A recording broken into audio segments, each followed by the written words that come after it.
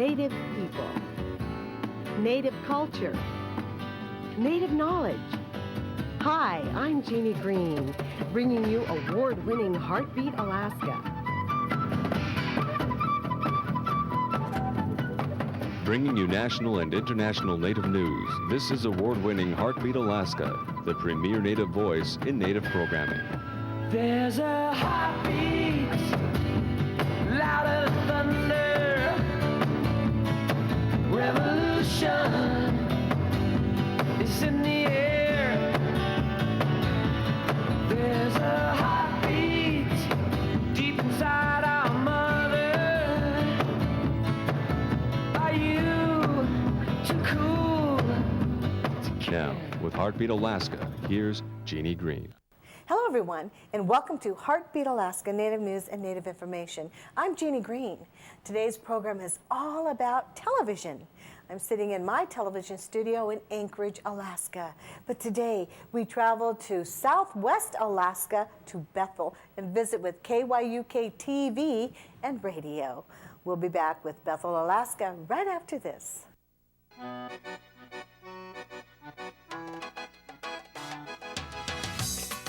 BP is proud to sponsor Heartbeat Alaska. BP, going the extra mile. By the Nature Conservancy of Alaska, working with Alaska's rural communities to conserve and protect our natural heritage. Heartbeat Alaska is brought to you in part by Bristol Environmental and Engineering Services, serving Alaska since 1994, a subsidiary of Bristol Bay Native Corporation. Heartbeat Alaska chooses the Longhouse Hotel, the official hotel of Heartbeat Alaska. And this is where we choose to house our guests that come from all over the world to spend time with us. And this is where we hope you will choose to spend your time when you come to Anchorage. Choose the Longhouse Hotel, the official hotel of Heartbeat Alaska. Welcome back from Anchorage, Alaska. We head northwest now to the largely Yupik community of Bethel, Alaska, home of KYUK TV and radio. St. Mary's watlak nagklakmet kankat nam klu maulubuta sa tsara ta putakutin kelite yaklinta nam maulutinga sa tsara ta kiunamini ta kampnia. KYUK TV and radio first went on the air in the early 1970s. It was the first public television station in the state of Alaska and one of the first public radio stations. We are the only radio station that most of the villages in the area receive. As a result, we're of critical importance for search and rescue information, emergency alert system information, weather, actually getting messages back and forth to the villages. It's the nature of our region that in some cases telephone service is not even very reliable from village to village. So we play a very important role in communications around the Delta. We also broadcast local news in English and Yupik. And we're going to take a look at what's happening with the John Active, an Alaska Native journalist, has worked for KYUK TV and radio on and off for many years. When I first came on board, there wasn't a Yupik newscast, and so one time the management decided, well, they wanted to have a half-hour newscast, and so they hired me. Then I came on board, and of course we were reading nothing but the Anchorage Daily, the Anchorage Times. We didn't have the AP wire in those days, and the news was always coming in on the jet plane out of Anchorage, and so all our news was a day old. But we read it like it was happening right now today. But as the years went by, we got AP wire. We began to get up-to-date news. And so we translated that. And then, of course, being bilingual, I wrote stories for the English news department also. So all our news that we read is written in the English language. And the Yupik news department, and I do too, will read the news script with our eyes in English and say it and speak it in Yupik, what we're reading. Reading news copy in English while at the same time interpreting into Yupik may be quite a challenge for some, but not for John Active. It gets a little used to, it takes time to get used to, but once you get the hang of it, it's pretty easy. And you begin to think, you know, even now, after having been in the business all these years, I really don't know how I am thinking, whether I'm thinking in the Yupik language or the English language. But, you know, when I need to, I'll speak in Yupik or in English. And of course, I'm known for speaking in Yupik and English at the same time, and so when I'm speaking to someone, I'll be talking to them and throwing a Yupik word, and then continue on, and they'll be looking at me and say, "Oh, what do you mean? What do you say?" You know. But that's just me. But that's one good thing about the broadcasting, especially at KYUK, is that we get to be, you know, we get to think bilingually also. One of the missions of the station was to help maintain and encourage the use of the local language, which was Yupik. And so it being the only source at that time for local news and information, it was very important, since the majority of people in the region spoke Yupik language, to provide that information in the Yupik language as well as in English. More than a source of news, KYUK Radio reflects the heart and soul of the Yupik people. So we don't talk to our daughters and our young people anymore about parenting, and some of my special newscasts are taken from the elders who are well versed in parenting and different kinds of instructions, like. When I was a younger woman or a child, my elders used to talk to us in all the seasons. When, like for springtime, they would tell us how to do things in the springtime, how to dress, what to do.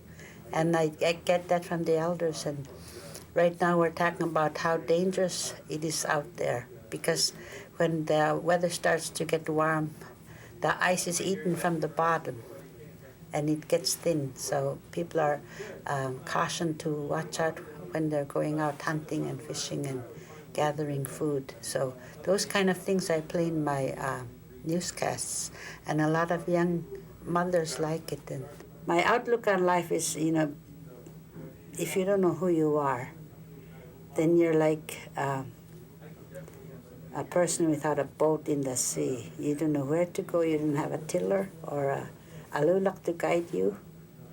By being know who you are, then you are you're like a flower that's blooming all the time. You know, you never die. And if you know your own language and your culture, then that enables you to learn more about other people's culture and language and how they do things. We are one of the very few Native-owned public broadcast stations. Our board of directors is by far majority Alaska Natives, predominantly Yupik and Chupik. And so we try to stay very close to the needs of the culture.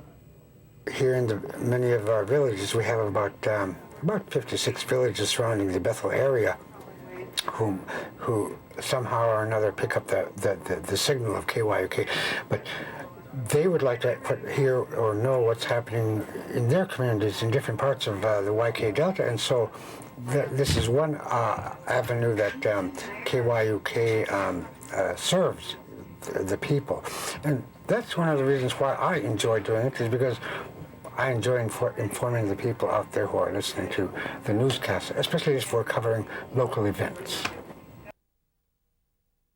The people from the YK Delta have a special feeling towards the radio station because we do it. We share our news with them in Yupik, and we make Yupik news. Our English and our Yupik news are not always together. Sometimes they're parallel. And I try to get the news that are happening in our area So the elders, especially the elders, they like my newscast because they say I talk in their language because I was, like I said, I was raised by elderly couple and I know the old language that was spoken, and there's some of the people still speak it. And they always say, they always listen to my news. And we have a lot of elders and people who understand our language still intact here in the YK Delta. And I think it's important that we do things that way they can understand. Like I said, we honor our elders and we want them to be part of us, as long as they're living. News reporter Mary Gregory sees the value in KYUK's bilingual broadcast, not only for the elders, but for the youth as well. The young people today are caught between two worlds. And some of them are not taught in their own way of life, like their own culture. We have two cultures, the Yupik and the non-Yupik way. And they're caught in between because they're going to school and the primary language in school is English. And some people think that English should be taught in the schools only, but some of us feel that we need to teach some of our languages and our culture to the people because in the Bethel area, there's no economic base after you go to school for so many years. You have to either go to Anchorage or other villages or to Bethel from villages to get a job. In the village, there's no economic base. So what do you do if you don't have a job? You survive as much as you can by going to hunting, fishing, and doing the old Yupik lifestyle, which I still practice even I live in Bethel. I eat Yupik foods most of the time, and I only use Kasak food when I can't get on my own, like I'm in a rush, and I order food or I take lunch from my house. But I eat mostly Yupik foods, and my husband and I gather them, and we taught our children how to do it, so now they're doing it. In the preservation of the language, some students and some parents are seeing the value of their own language as part of their culture, as part of who they are. As a station, we are continuing to grow. The one thing I've seen since I've been here over a year and a half now, is when I started here, we were in a mode of trying to rebuild. And at this point, we are at a point where that rebuilding stage is finished.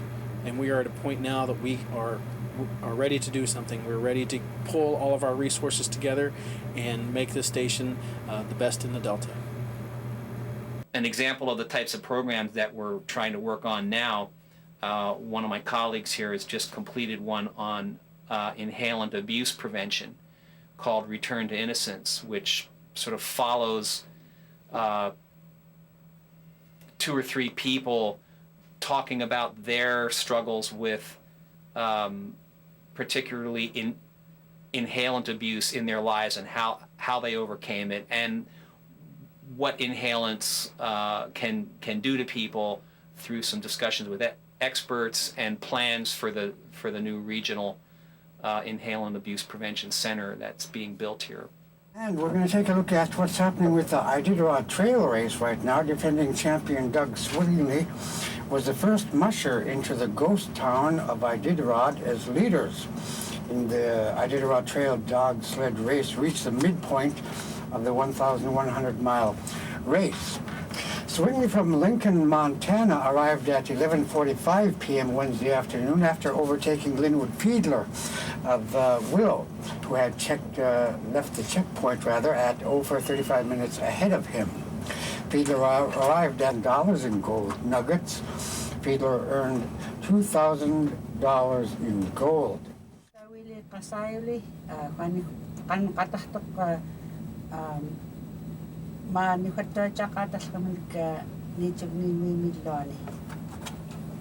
When the Clarkwani Sasakauk agreement dam, I can try but 20 Jalish to Clarkat on the state. qalamtilriittaqkata sassaamkattautimuktikkiumaakut niituguninnaartuti taliillu kanqaaqaftiqayaagaorlutiqinnaartuti Traipat qaftiuat maani Alaskami. Liitaquumallerit. Liitaquumallerit 229 aarut maanillu nunamni 56 aarulut. Ja, kuyana kitaka wan klakan takkamanniu sanagamakattam qalaarutsiqaati kuyana wiltailugi. Kuyana. Well, I just hope that the radio station continues to broadcast in the native language because, you know, of course, the language is being taught in the schools, but we'd like to see younger people come in to take our places when we leave, and the more the merrier with the language, and that's my hope for the future of KYUK is that they continue to do as much bilingual programming and all one language, native language, or English language programming for the native and English listening audience here on the Delta. Don't go away. We have more Heartbeat Alaska coming up right after this. Speaking of television, did you know that Jeannie Green, yours truly, and Patty Nelson, my good friend, as children, were the first live performances on Sitka television, dancing to Rudolph the Red-Nosed Reindeer. Are you too cool to care?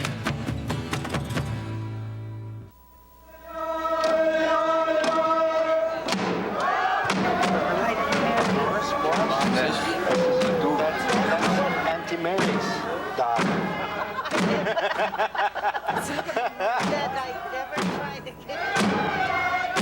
Heartbeat Alaska, taking you home.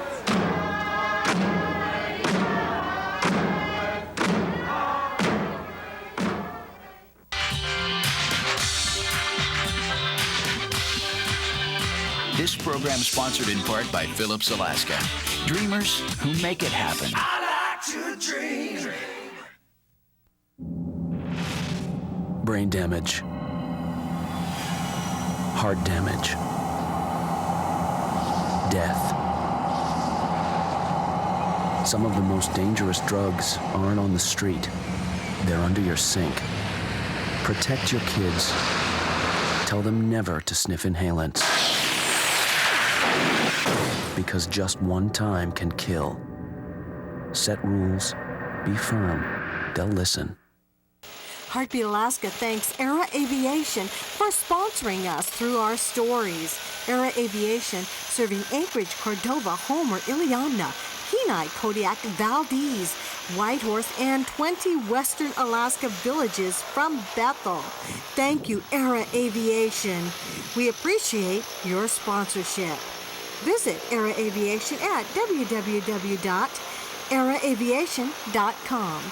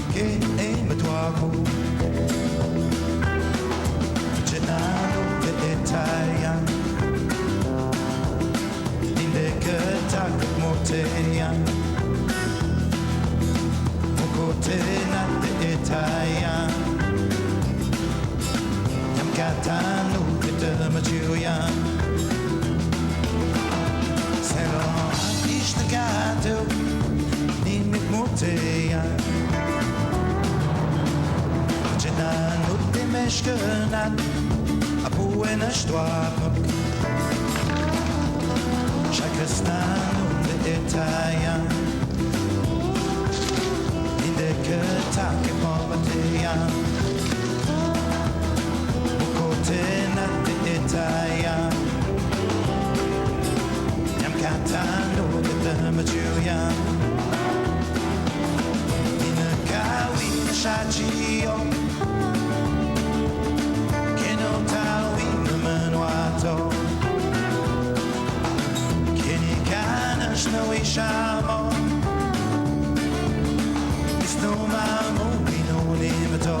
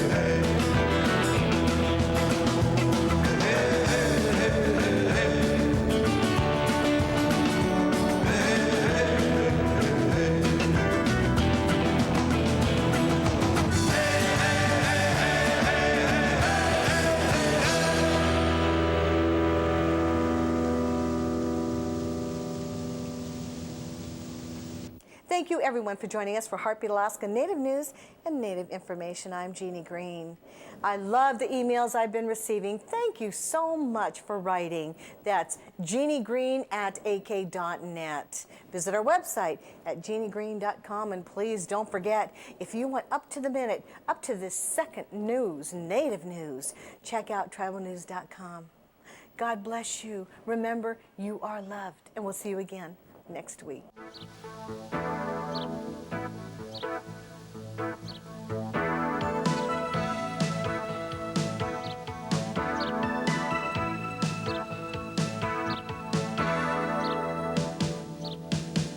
Greed is the way that leads to destruction. Many have fallen through the great deception and they can't get out. Oh, there's no way out. But narrow is the way that leads to heaven. They will give you really find it's in the blood of the Lamb. The sacrifice land. Oh, listen to the Lamb. He's holding out his hand. Listen to the Lamb. Listen while you can, and I will come. You'll all be gone. Oh, listen to the Lamb. Listen to his voice. Listen to the Lamb. Making the choice.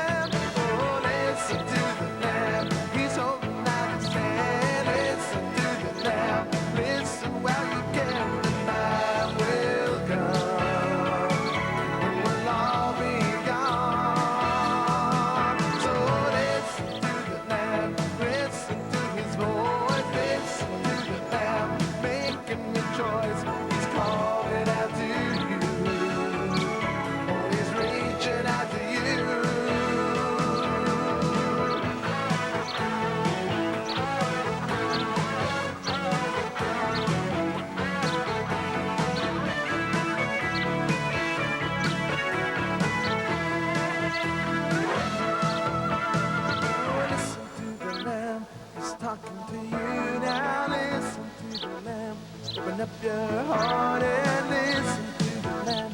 Can you hear him talking? Listen to the Lamb. He's talking to you now. Listen to the Lamb. I can hear him talking. Listen to the Lamb. He's reaching out to you.